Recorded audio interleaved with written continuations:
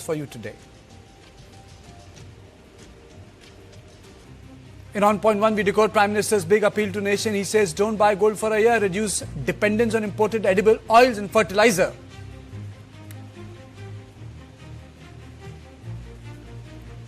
In on point two, 3 missile tests in 3 days, we discuss India's giant leap in defense capabilities.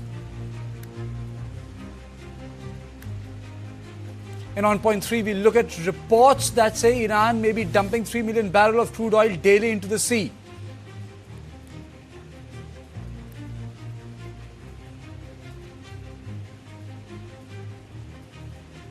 And now let's take a quick look at the headlines. West Bengal Chief Minister Suvendu Adhikari chairs first cabinet meet, announces 6 key decisions, approves transfer of 600 acres of land to BSF for fencing the border with Bangladesh.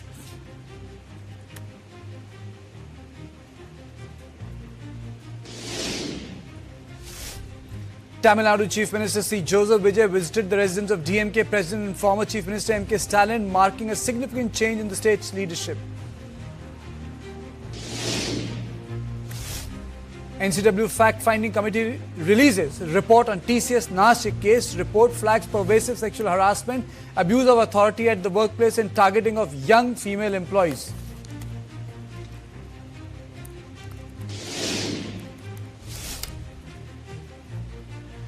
Big setback for actress Jacqueline Fernandez as ED opposes a plea to turn approval in Sukesh Chandrasekhar money laundering case.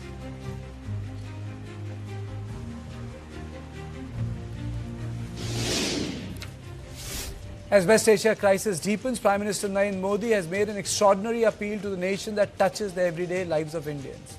He says, don't buy gold for a year, postpone foreign travel, work from home where possible and reduce dependence on imported edible oils and fertilizers.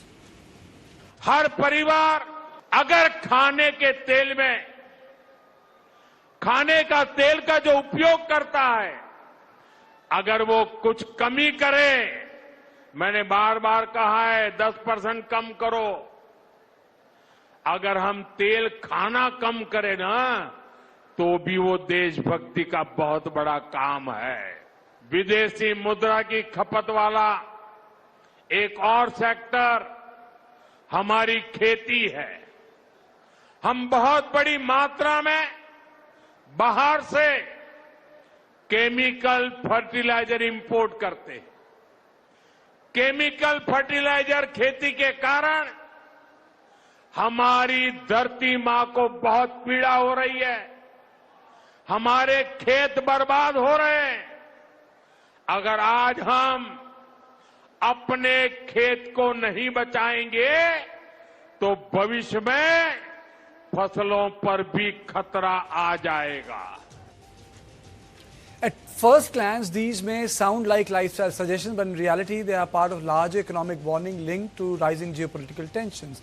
The ongoing Iran conflict has pushed oil prices sharply higher, disrupting shipping routes around Strait of Hormuz and increased pressure on the rupee. India imports nearly 88% of its crude requirement. Every spike in oil prices means billions of extra dollars flowing out of the country. But oil is only one part of the story. India's total import bill in financial year 26 stood at around $775 billion, and 4 commodities alone, crude oil, gold, edible oils and fertilizers, accounted for more than $240 billion of that bill. Crude oil imports cost India nearly $135 billion. Gold imports touched $72 billion. Vegetable and edible oils added another $19.5 billion, and fertilizer cost nearly $14.5 billion. Together, these 4 sectors account for more than 31% of India's total imports, which explains why the Prime Minister's message is not merely symbolic. It is deeply connected to India's economic survival strategy during a period of global instability. Take gold, for example. India is the world's 2nd largest buyer of gold, and almost every ounce is imported using dollars. Experts say that if India cut gold import by even 30 to 40% for a year, the country could save between $20 and $25 billion in foreign exchange outflow. A 50% reduction would save $36 billion. The same logic applies to edible oils. India imports a massive $19.5 billion worth of cooking oil requirements, 10% cut on it would save $2 billion. Lower dependence on imported edible oil means lower dollar outflow and less pressure on forex reserves, and also good health, less obesity. So the big question is India entering a phase of economic caution driven by global conflict? Will it affect India's growth? A lot of experts are saying that to save forex, it could slow down India's growth. And yes, how will this impact us in long run are the questions which I'm going to put to Ujjwal Singh Bhatia, former ambassador to WTO, Subhamoy Bhattacharjee, consulting editor to the Business Standard, and Dr. Shikha Sharma, nutritionist, a scientific mentor, because Shikha, you are here because Prime Minister has been very consistently talking about edible oil. You know, if you look at his speeches, every third week he comes back to it. But let me straight away go to Mr. Bhatia first. Sir, question, in the desire to save forex, can the productivity and growth be impacted? Well, it depends on smart policy measures. Now, out of the four commodities you named, fuel oils, edible oils, fertilizer, and gold, the demand for three of them is fairly inelastic in the short term. There is not much you can do about it. But as far as gold is concerned, certainly there is a scope for policy intervention. But here also you need to distinguish between gold for jewelry manufacturing, much of it which goes for exports, and gold for investments in bars, in coins, in ETFs, and so on. And I think there is a scope for policy intervention by raising the tax rates for these kind of investments. As far as fuel oil is concerned, I think the government has no flexibility.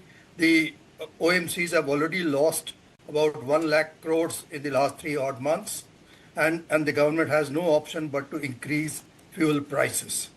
As far as fertilizer is concerned, I would like to make one small suggestion, which is regarding urea.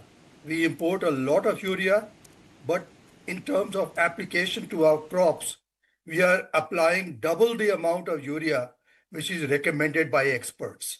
And 60% of that urea applied the nitrogen does not even reach the crop.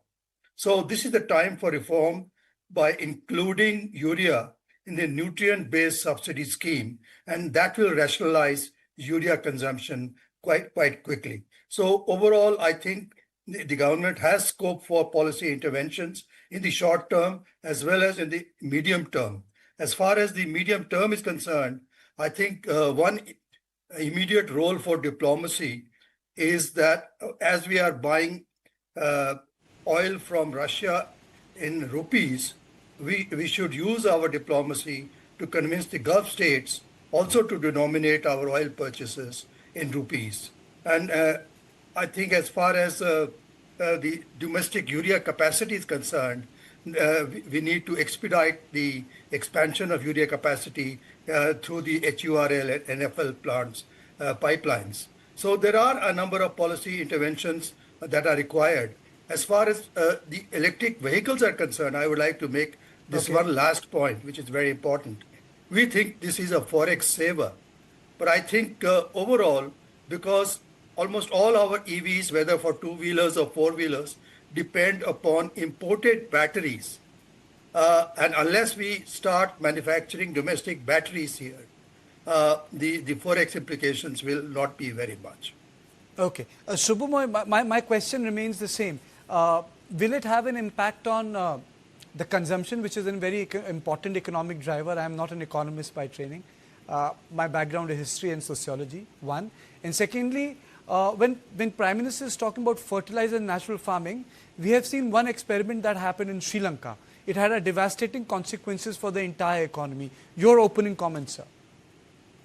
Well, first of all, whatever be our background, but we all drive cars. So, and a rise in the price definitely tells us whether how many more kilometers we'll drive or less. So that's given. I take the first point that definitely price rise in petrol, diesel is going to come. That's going to come. The question is how much and in what, I mean, how the government sort of make the shock at one go, or will it sort of stagger it out? So that's given. The other three are essentially behavioral changes. The government neither controls gold purchase or sales, neither of edible oils, and work from home is something which is again a behavioral change. Would all of these things remain important to once, say, the Iran war, supposing there's a truce? Would these pressures remain? I would think the pressure on gold remains. The long-term pressure in India's current account balance is a major issue. India, as you know, there's not too much of interest among the foreign investors to invest in the Indian market for many reasons. Part of it is that Indian markets seem to be overpriced, and that is leading to pressure on our rupee, and that is creating pressure on our imports. So the gold thing will be interesting. I don't think the government is going to raise duty on gold, but definitely by doubling down on whether gold can be done or not. I mean, frankly speaking, it's a question of a major behavioral change which can happen. However, a very interesting thing that's been happening in India on gold, for the first time, according to the World Gold Council, Indians bought more bullion than gold ornaments. This is the first time in history. That's a significant change. That means Indians are now buying gold more for investment rather than for ornaments. That's the first change, but whether I will have to see more couple of quarters to see whether that sustains. If that sustains, then there's a significant change already will be taking place in our gold behavior. Very big change for the world economy if that happens. About the work from home, I suspect it is more, temporary, and would be would ebb and flow as the prices of several sort of things. But however, the point about using metro and other things is a very important thing, and I think the pressure there, or rather the onus there, is on the state governments to ensure last mile connectivity. Even a city like Mumbai, huge traffic jam, but the metro is underutilized, massively underutilized on the same stretch. And why is it so? The last mile connectivity. There is a lot of work that can be done to ensure metros provide the last mile connectivity, and I think that is an investment that is waiting to be it. Yeah. Okay. Shikha, tell me, is edible oil a bigger health issue than the ultra-processed food? The edible oil is also an issue by itself. And the reason is the way the edible oil is manufactured, the way it's refined, there is a lot of chemicals being introduced during the whole extraction and refining process. And a lot of it is palm oil also. So I think I would say that even though the situation is because of, the war, but having less oil and actually changing the behavioral to eat more peanuts, more flaxseed, more seeds, more nuts in the direct form will make India healthy. So I think maybe the nudge is coming from whatever reason, but it will make India healthy if we shift to natural seeds and have them as part of our eating pattern. Also, if we cut down on oil consumption and try to find more interesting ways to cook vegetables. Saying, Shikha, that obesity is, can be handled by tackling oil consumption more than by reducing the consumption of ultra-processed food, highly enriched carbohydrate, and the sugar which has become part of our diet? I think the ultra-processed food obviously is the first area where we need to cut down radically. But I would also say that sometimes, you need a strong nudge to even cut down on other areas. So, because most people don't change their lifestyles until and unless there is an emergency of some kind, whether it is a health emergency or whether it's a situational problem. So I think in the long run, if we cut down on ultra-processed food and if we cut down on refined oils, it will definitely have a positive health impact on the nation. Okay, I'll come back to it. Shubham, one thing, when I was, going through the pointers that came, one, is this really sustainable? And what about domestic production and productivity, which a lot of experts have now written, that should be the focus. A lot of experts say that, by overtly just, focusing on Forex, that will not solve the Indian problem in long run. I think the approach should be far more diverse. We should be trying to raise our productivity, and we should be trying to raise our domestic production rather than cutting consumption. Yes, certainly. I mean, in fact, today, Principal Secretary to the Prime Minister, Mr. Shaktikant Das, was speaking at the CI Business Summit, and he made the same point that essentially Indian industry has to, I mean, his words, I quote, think boldly, innovate fearlessly, and invest strategically. Now, these are very significant points which have been made, and the essential part of it is that Indian industry, unless it creates dynamic sectors, productivity you talked about, sectors where they can show that they are the world leaders, investments will not coming rushing into India. We are losing out on the AI push, and we don't have any frontier technologies that we can think of from the Indian industry, excepting two companies, groups I can think about, excepting them. There is nobody else who's looking at in pushing at the frontiers. And I think that is exposing a serious weakness of the Indian. And unless that is changed, your point is absolutely correct. We can't keep on conserving the dollar. We'll have to earn the dollar. And to earn the dollar, we must have productivity rising and pushing into new areas where there are opportunities. So that is a very, very, very major point, and that I think is something. However, I see hope in the fact that the defense sector, the semiconductor, these are the two sectors where there's a lot of interesting stuff that's happening over the last couple of years, and that could give us some more changes that is really needed. You know, There are possibilities in a very major sector which is often not understood, which is medical tourism. It is, of course, it has costs and benefits, but certainly there is a lot of potential to expand our health coverage along with medical tourism to earn money that is not available in any part of the world. Yeah. you know, Shubham, there are other aspects also. It's not that the Prime Minister has not spoken about it. Tourism and food. You see, crude oil, understandable. Fertilizer, it's very, very debatable. You know, we have the Sri Lanka experience. But tourism and food is behavioral. You know, despite saying this for the last 6 years, people still prefer to go outside the country. One, Southeast Asia in terms of hospitality business is far more cheaper. I mean, you can't expect to go to Rajasthan in winters. You know, an average middle class family will go bankrupt in Jaisalmer, but they can afford to go to Phuket, and that's the reality. You can go to Krabi, you can fly to Hanoi, you can go to Saigon, and it'll be very, very affordable 5-star hotel. That's the reality. Second, food. I mean to say that in this country, we are also, there is an Americanization of geography.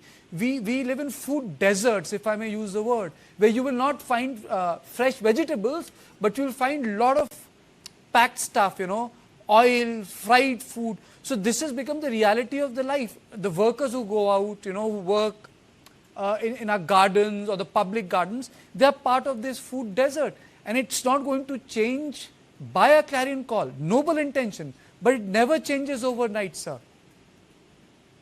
I agree. In fact, I wish Indians ate more vegetables. What passes for the North Indian vegetarian thali is essentially carbohydrates. Yes. I think Panam out here will support me on that point. We essentially eat a lot of oil and carbs. We don't eat vegetables, but there's so much. I mean, your point about food desert is a lovely word. I think I'm going to use it in lots of places. But that's certainly the point, and this is exactly what is, we don't seem to be understanding on getting the, sort of harvest the advantage. That can definitely be possible. Tourism is something that we have been exploiting in a major way. We get 9 billion tourists, for God's sake. 9 billion tourists. Well, an ordinary city in any place in Europe gets more tourists than that. I'm not talking of tourist hotspots like Vienna or Geneva or Paris or other places where the numbers are massive. But 9 million for an entire country, that's just nothing. And of that too, most of the people we know come with very small spending potential.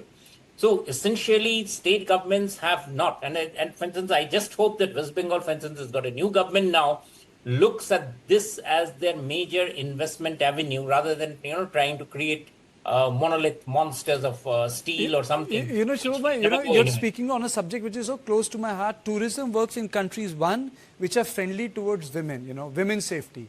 Second, cleanliness. The cities and the places needs to look clean.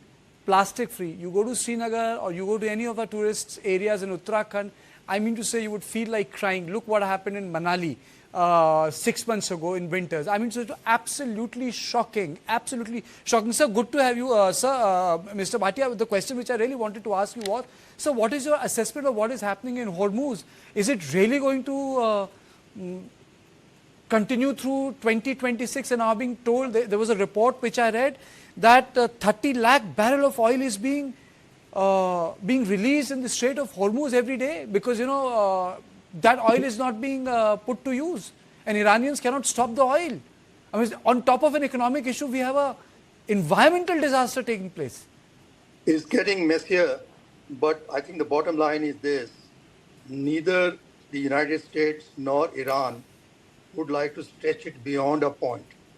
And more than Iran, it is the United States which wants to conclude this affair because it is telling on President Trump's domestic economy and his domestic popularity. So I think here the visit to China is going to be a very important event. And I think if President Xi is persuaded to intervene in this and find a middle way for both of them to save face, I think we could see the end of this war. As far as Hormuz is concerned, I think it is only negotiating tactics we are seeing. These are very dirty tactics from both sides, but I think the end of the war should not be too far. But sir, will UAE coming out of OPEC will have long-term bearing on the fluctuating price of oil, sir? Well, I think the larger implication is the damage to the oil production facilities in the Gulf. And I think many of these facilities will take a year or two to come back to production. So overall, I would say that the price of oil is not going to go back to February levels soon. The price will remain elevated for a while. But I think there will be a huge sigh of relief from all sides once the hostilities are over and when we have a settlement involving, very importantly, Israel, of course, because Israel is the party which was the most aggressive in this entire affair. So hopefully the summit between President Xi and President Trump will go well and we will find a middle way. But if that does not happen, God forbid, then I think we are going to see serious problems in India in terms of current account problems and the price of oil and the price of groceries and so on. You know, before I close this discussion, last comment from Dr. Shikha Sharma. Madam, oil in poorer strata is not only a medium of cooking, it is also taste, aroma, and people consume oil because it's cheap calories. People who do a lot of hard work. What do you do about that? That's the real complex issue. People just don't eat oil because they are addicted to it. Because they eat it because oil in itself becomes a sort of a component of your food, not a medium. So over here, the first thing I'll say, the maximum import oil is of palm oil, which I don't think we really need for our health. And it is not healthy for us in the first place. So if the palm oil imports come down, our local production, which is better and more quality, will rise up. And that is where I would say that we should shift to local grains, local seed oils, instead of importing palm oil, which is bad for our hearts, for our health, for inflammation. And madam, what about the palm oil which is put in ice creams, you know, stuff which should not be called ice cream is being passed off as ice cream on Indian streets, which is banned in Europe, and we all end up eating the stuff which is being sold by those companies as ice cream, but we are eating those hydrogenated palm oil. Absolutely. And it's going into the dairy industry, all the desserts industry, dairy industry. So in fact, I would say that it will clean up the entire oil consumption in the country. So if we find better alternatives which are more local and the better pricing for our farmers, we may end up having a healthier India rather than importing cheap palm oil and which is bad for health and bad for our farmers also.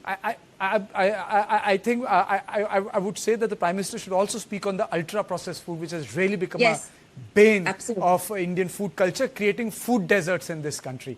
I thank all of you for joining me on this conversation. This was on point 1. But to my viewers, don't go away, because in on point 2, we'll talk about 3 missile tests in 3 days and India's giant leap in defense capabilities.